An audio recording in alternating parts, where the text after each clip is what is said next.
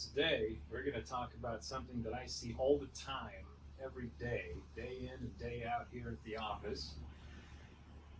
Do you have headaches in the back of your head? Do you have a tight neck in the front? Maybe you have a tight neck over here. Does it lead to shoulder pain? Do you have tight shoulders? Are your shoulders rounded out a little bit going forward?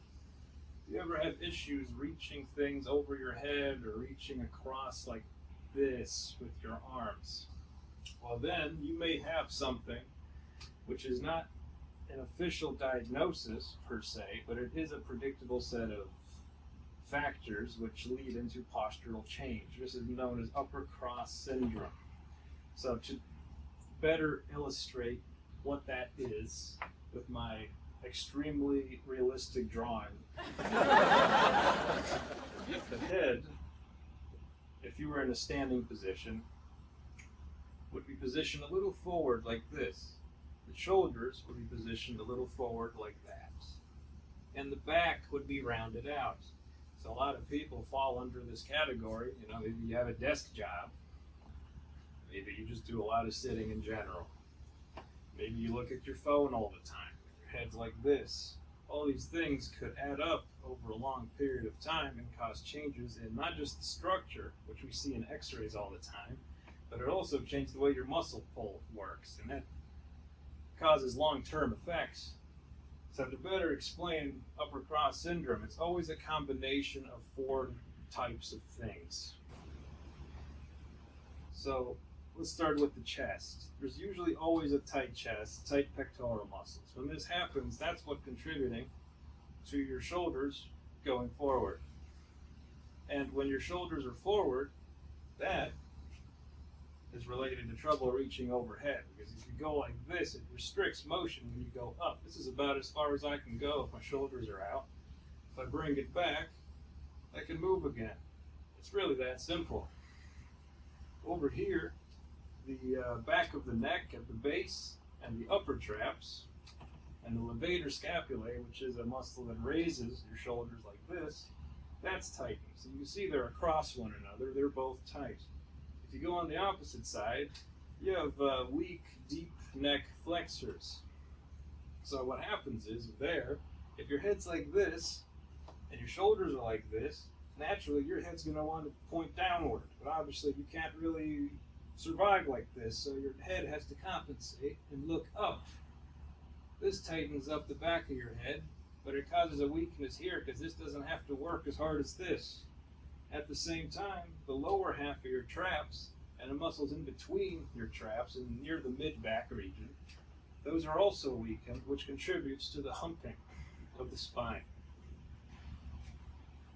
There's a lot of biomechanical issues when this occurs. There's a lot of what's called axial loading, which means a lot of weight goes down through the neck at an angle that it really shouldn't, and this can affect your neck curvature as well. So it's important to get checked for posture, and it's important to try to address this issue if you find it, because again, long term, this is what causes people to look like this later in life. The solution is actually fairly straightforward. Number one, get adjusted. I'm very biased, obviously. I'm a chiropractor. So anyway, the adjustment will help correct the structure in the neck. It'll help correct the curve in the thoracic spine. And as evolution has taught, structure dictates function. We work on structure a lot, so that'll help retrain the muscles and how they should operate. But there's still an at-home component that you should incorporate if you want to really make it an efficient recovery. To do this, if you have a tight muscle group, stretch it out. If you have a weak muscle group, strengthen it. But you have to get all four aspects or else it won't work very well. So here's how you can do this at home, or anywhere really, if you're confident enough, I suppose. For one, let's start with the tight chest, like I was saying. So if you find a doorway, which I'm sure you will, you can take your arm like this on against the edge, and then you can put your hand here so you can feel the muscle better.